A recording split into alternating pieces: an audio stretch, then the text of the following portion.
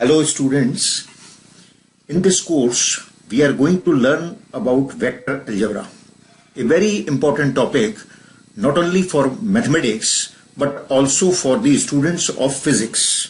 Its advanced topics are also studied at college level, no matter it is BA, BSc level or in engineering studies. So let us start with the topic vector algebra.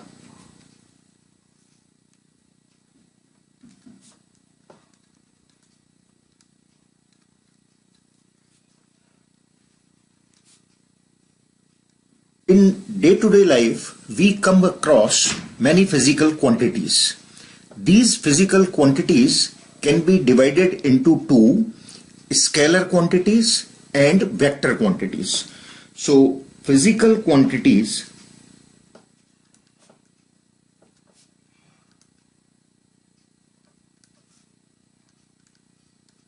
can be divided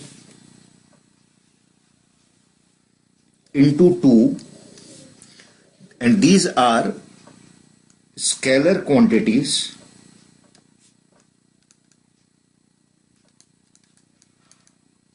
and vector quantities.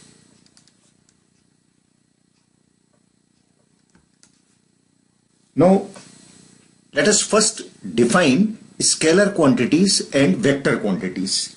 Scalar quantities are those quantities which can be represented only by their magnitude. So these quantities can be represented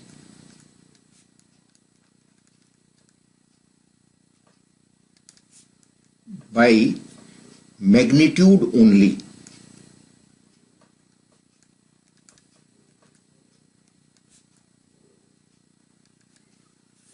These quantities are distance,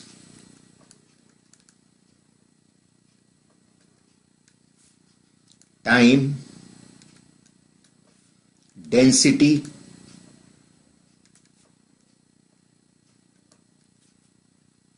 temperature,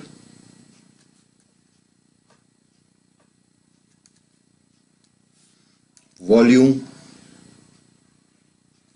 etc.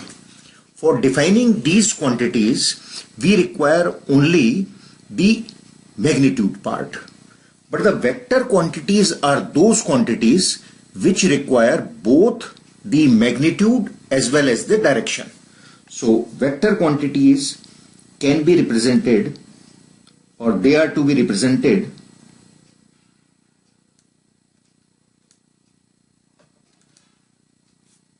by both magnitude and direction.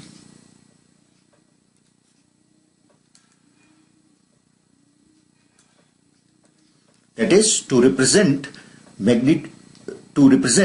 a vector quantity, we require both its direction as well as the magnitude.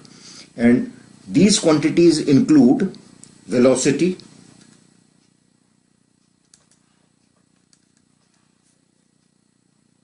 acceleration,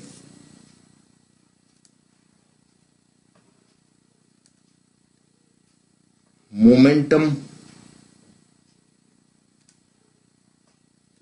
etc. Now we have distinguished the physical quantities into two.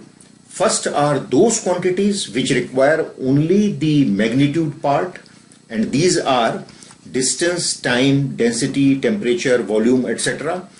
To represent these, we require only the magnitude part, and the vector quantities are those quantities for representing we require both their direction as well as the magnitude part, and these are velocity, acceleration, momentum, etc.